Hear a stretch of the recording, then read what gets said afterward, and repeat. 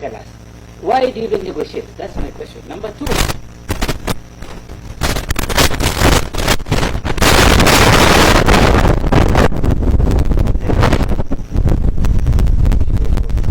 So I don't know whether Senator Chute would want to do the same. Or you want to give your questions and then you wait for answers. yes, I will ask questions and wait for answers. Thank you very much, Honorable Chair. You know, I am surprised and shocked. And I think the CS president here with us today was the CS then. I know and believe wouldn't have agreed to this concept. I come from a nomadic community, and in a nomadic community where you also come from, you cannot bring a goat. We normally do butter trade. You cannot come with a goat and expect the other person to give you a camel. Once that happens, you will just say, no, I will not even talk to you. And I want to tell you today, Honorable, yes, the deal initially, when they proposed to invest $1.8 billion. And that is 234 billion shillings.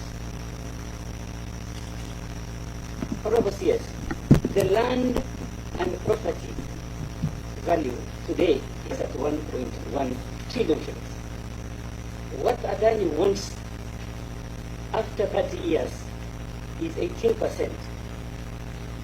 So that means they are taking land plus properties on those land for about 18%, which is what they need to invest initially. And I don't understand. Why are you even negotiating? Because after 30 years, after making a lot of profits, they want 18% of our land plus property. Honorable CS,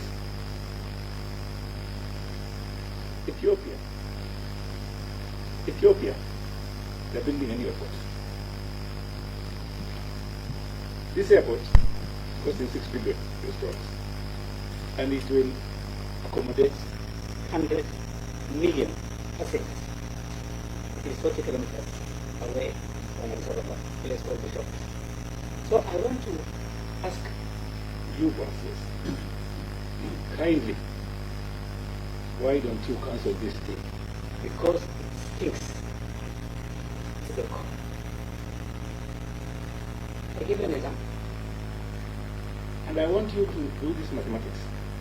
Adani comes from India and then gets 18% Of our property, of our land, and everything we possess and take it to India.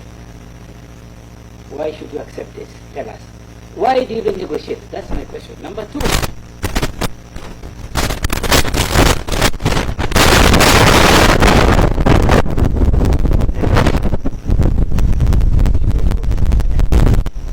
there is a report by Heidelberg Research Institute that says Adani is a con. And if I don't want to list it down. It's about 20 issues. It talks about Adani itself, and it talks about relatives, almost 8 of them, how they con people, how they con even taxes, on taxes. So, Honorable CS, I don't mind these people investing here. But my question is, why did you even decide, the government decides to even negotiate with them? Because the initial program, if I look at what they were given, you just tell them, sorry, come up with something good or better. Because you've already invested, you are sending people to India, you are sending people all over. So tell us why. The other last issue, Honorable CS. Thank you. Let me finish. The last one, and then you'll be able to respond. Please kindly, CS, Call the president, talk to him, advise him, tell him this deal. Kenyans don't want this deal.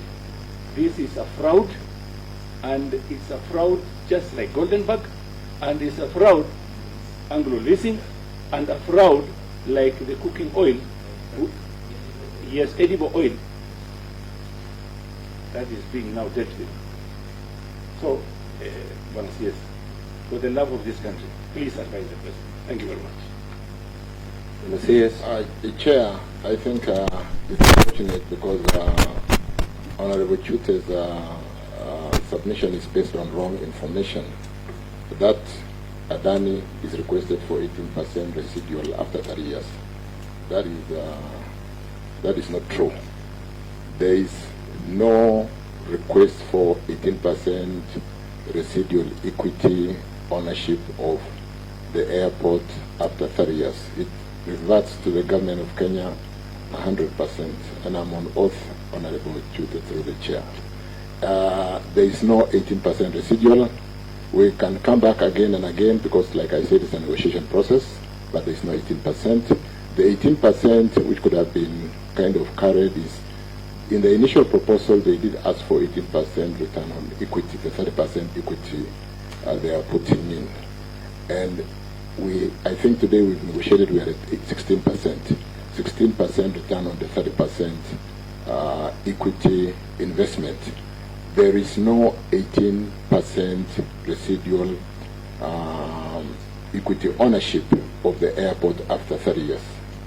That is the straight answer. Thank you. Okay.